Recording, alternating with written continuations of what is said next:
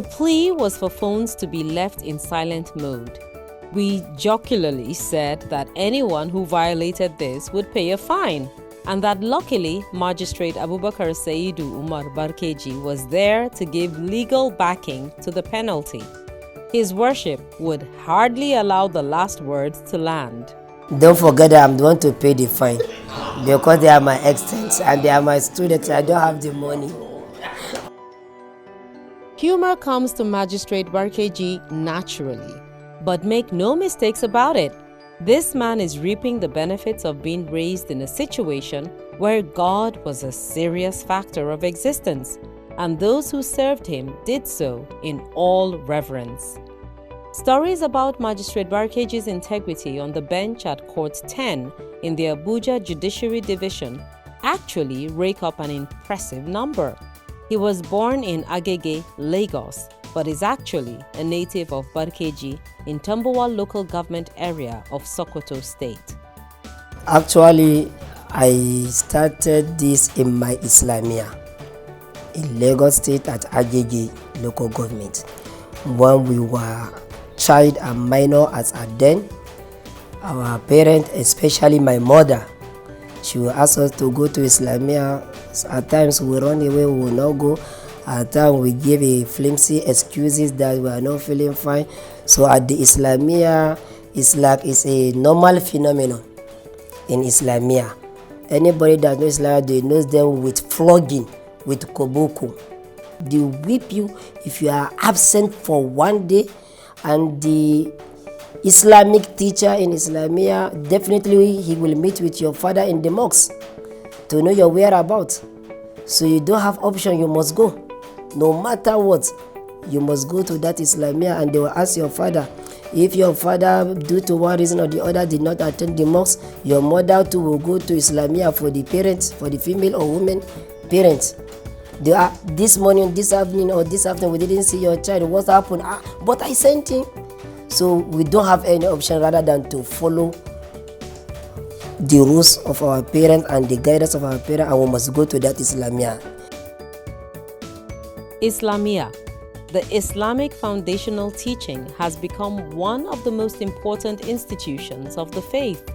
A day with the Malam spans into weeks, months, and years, and all things being equal, a child of faith in God and decency in thinking and behavior emerges ultimately. Based on the Islamic teaching, the admonition, the advices with our malams and our parents are doing their best, I think that's where I have that upbringing. I believe that's one of the major reasons that I got this integrity and this manhood from Islamia. Magistrate Barkeji intones that the Muslim child is usually told what to do in terms of submitting to an Islamia upbringing. But at a point, what seems like coercion into faith, usually by parents, becomes the way to go. Magistrate Barkeji now sits in judgment over men and women who present their cases from the point of view of being right, while the other party is wrong. This is usually a situation that poses a challenge to the legal arbiter. The challenges that I faced since when I was appointed as a magistrate, they are many and they are countless.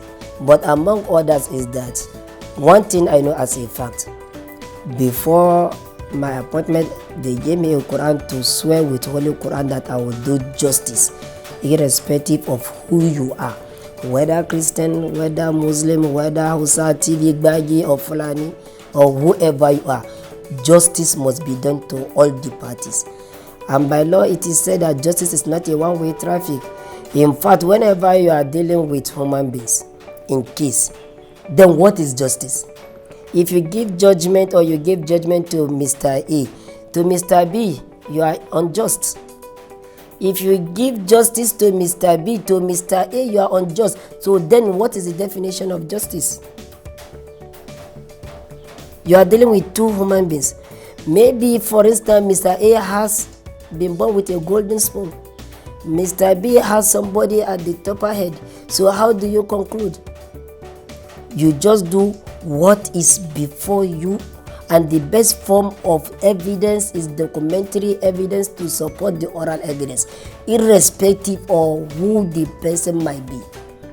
There are a lot of challenges. Some I can say, some I cannot say because of the social media issue, but the challenges are there. In fact, even tomorrow might have another challenges. One of the challenges you see politicians, another problem we are facing, interferences. We can't do without that. So in my opinion as a senior magistrate, remember that justice is one of the attribute name of Almighty God. You remember that you have sworn with Holy Bible and Quran to do justice. You remind yourself that whatever you are doing, there is another judge above you watching you. Just do what you think is right and leave what you think is wrong. Even counsels to feuding parties, sometimes they're the arbiter. Magistrate Barkeji says this is a time for real restraint.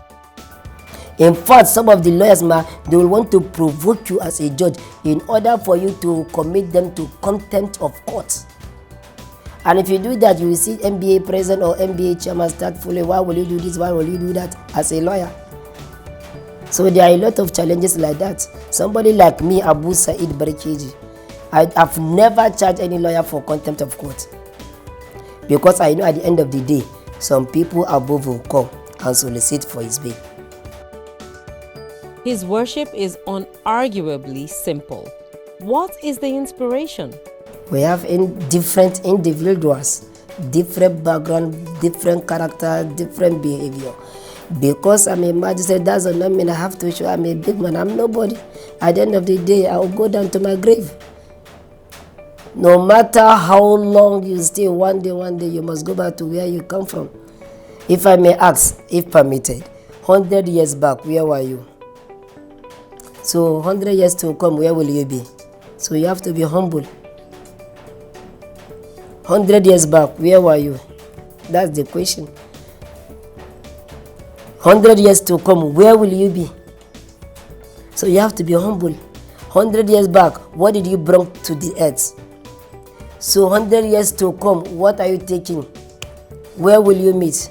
Who will you meet? How will you feel? Who are you going to meet over there? Who knows? Our pastor, our imam, though we believe in them, they said this one, but nobody has ever been there to see and come back to tell us this is what is happening. So that's why I have to humble myself, because it's for my own benefit, it's for my own good, not for anyone else, for myself. Way down the interaction though, Magistrate Saidu Barkeji made an observation that doesn't quite bring a smile to the face concerning societal growth. It perhaps suggested why society is losing men and women of integrity. In my opinion, I think since, how will I put it, it is like daily activity, day-to-day activity. Every time the good ones and the moralities and values and norms of Nigerian citizens has been going down woefully. Those who are born in 1960 will give you a different narration, and those who are born in 1970. Those in 1970 will give you a different dimension of those who are born in 1980s. Those in 80s will give you a different story from those who are born in 1990s. 1990s dimension is different from 2000.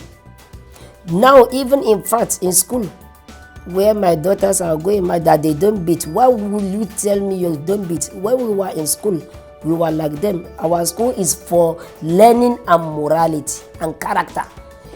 Your neighbor, your community is also another big factors of problems in Nigeria. As at then, when we were young, our parents, when we go to school or we commit an offense, a neighbor can flog us and our parents will never say anything. In this 21st century, you can't do that. So in my opinion, what the question you put to me, what can we do to tell the people in our society to be good? I believe that's the question. Fear of God. Admonition. And lastly, the world is coming to an end. His worship remains grateful for how Islamia prepared him for life in the world and urges parents to be mindful of how they bring up their children. Incidentally, it was his birthday, and in between bites on the pie and a few drinks, we sought opinion on the Barkeji persona from those on attachment in his office. Other endorsers of the man's character speak up as well. In as much as he knows so much and he's in such a high position, he doesn't act like it, as we've all seen. He's somebody who is humble enough to respect you, in a way that doesn't demean you or put you down, but in a way that elevates you, makes you feel more confident about yourself, more secure. In fact, being here, I feel like has motivated me or made me want to practice the law more. Before coming here, the law just seems, you don't see the good side, you don't see the benefits, you only hear about the bad, the corruption, how hard it is, how difficult, how tasking. But being here and witnessing someone like him who actually cares about his job, is diligent and does his job well, you can't help but grow your love and your passion for it. That's the kind of person that he is, and I'm sure so much more. There was this incident that happened like 2-3 years back. In short, I as his wife knew he acted well. The way he reacted to the matter, he was given a choice, something that belonged to him. He was given a choice to pick. Okay, the thing belonged to like 5 people, and he was given a choice to make one person go out of it. Mind you, all the 5 people were, in short, entitled to that same thing. And he had the power and discretion to remove anyone. But what surprised me most was that Abu Said removed himself. He allowed the remaining 4 people go with it and remove himself. He didn't have a share or anything from that thing. And when I asked him why, he said removing anybody else would bring about people thinking, okay, so because he's a magistrate and whatnot, so he decided to remove himself because he was in this power. And he believes God will bless him with something more than that thing, which he has actually done. In the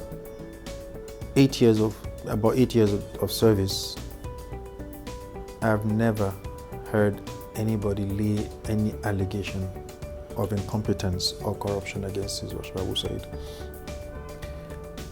This goes to show that in the past 8 years, he must have been doing everything within the ambit of the law, and never has he shown any character or characteristic of someone who is ready to cut corners or bend backwards to favor someone.